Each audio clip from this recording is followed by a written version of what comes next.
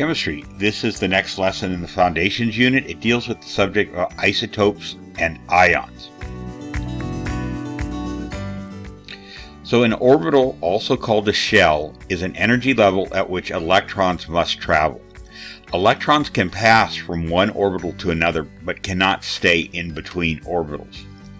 Electrons in orbitals further from the nucleus have more energy.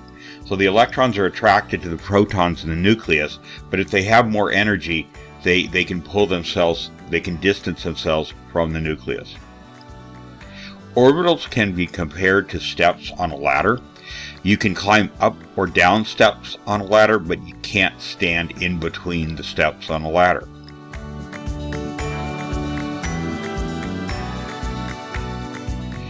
If you put the nucleus of a helium atom floating above the middle of San Diego Stadium, which no longer exists, and the stadium were the atom, the nucleus would be 1 millimeter in diameter. That's one of those very small lines on a ruler.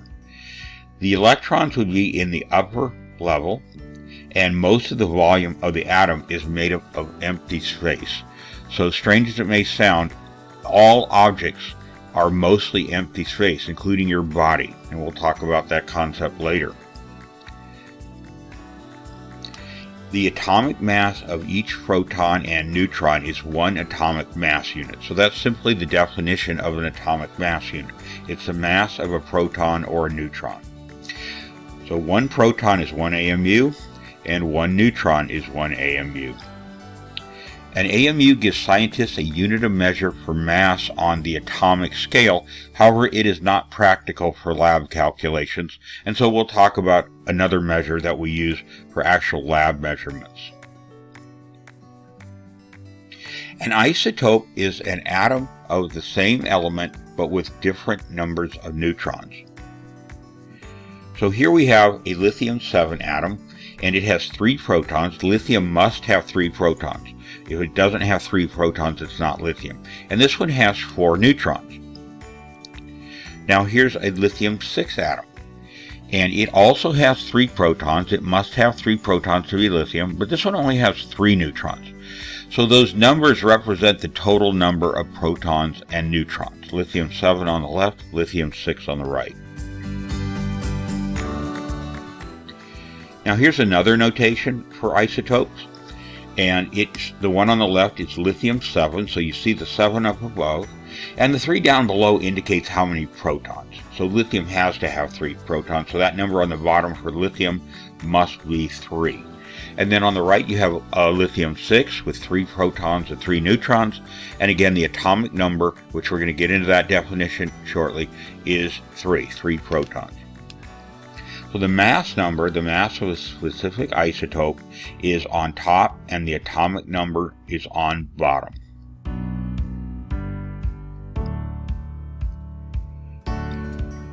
So there's the alternate notation, the one we saw a couple of slides back. It's lithium-7. They just assume you know that lithium has 3 protons, and lithium-6, same thing. Lithium must have 3 protons, so it's a total of 6 protons and neutrons on the right. Another way an isotope can be expressed is here. The atomic symbol is followed by the mass number. Now an ion. An ion is an element of an atom that has a different number of electrons than protons. So there we see lithium, and both of these are lithium-7, so we're not interested in that at this point.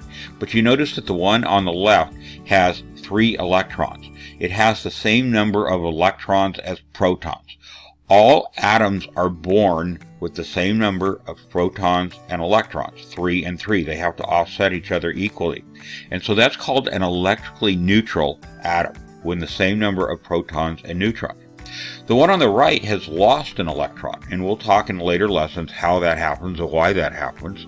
That's called an ionized lithium atom, and it has one less electron than proton. Therefore, the one on the right has a positive charge because it has one more positively charged proton than negatively charged electron, and that's called an ion. For our study, ions are far more important than isotopes. Isotopes really aren't that important, but ions are very important. So the lithium atom on the left has 3 protons and 3 electrons, so the charge is balanced and the atom is electrically neutral. The lithium atom on the right has 3 protons and 2 electrons and is a positively charged ion. An anion is an atom with more electrons than protons. So this is a fluorine ion, and you'll notice if you count the number of protons, positive charges, it has 9. If you count the number of electrons, it has 10. So it has 1 more negative charge than a positive charge. This fluorine atom is an example of an anion. It has 1 more electron than proton, and an anion has a negative charge. So just remember, that grumpy ant, he's a negative antion. So anions are negative. A cation is an atom with more protons than electrons. So there we see the lithium atom. The lithium ion is an example of a cation. It has 3 protons and 2 electrons, which gives it a positive charge. So this dude there's my smiling cat. That dude is a positive cation. So just remember the positive cation. Now we're going to learn how to read each entry on a periodic table. So the number at the top is called the atomic number. This is the number of protons that an element has. And this is a key point. It is the number of protons that gives an element its identity. So carbon, for example, could have different numbers of neutrons, like 2 carbon atoms, and different numbers of neutrons and still be carbon, or different numbers of electrons and still be carbon.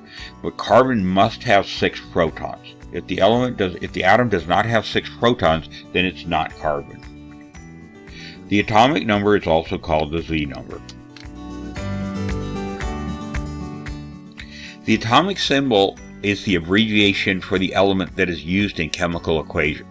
Atomic symbols are universal around the world. So H is the symbol for hydrogen, whether you are speaking in English or Chinese or German or Spanish or any other language. It's always going to be H. Down below is the atomic name. This is the name of the element. Now that differs by language. Different languages have different names for hydrogen. Okay.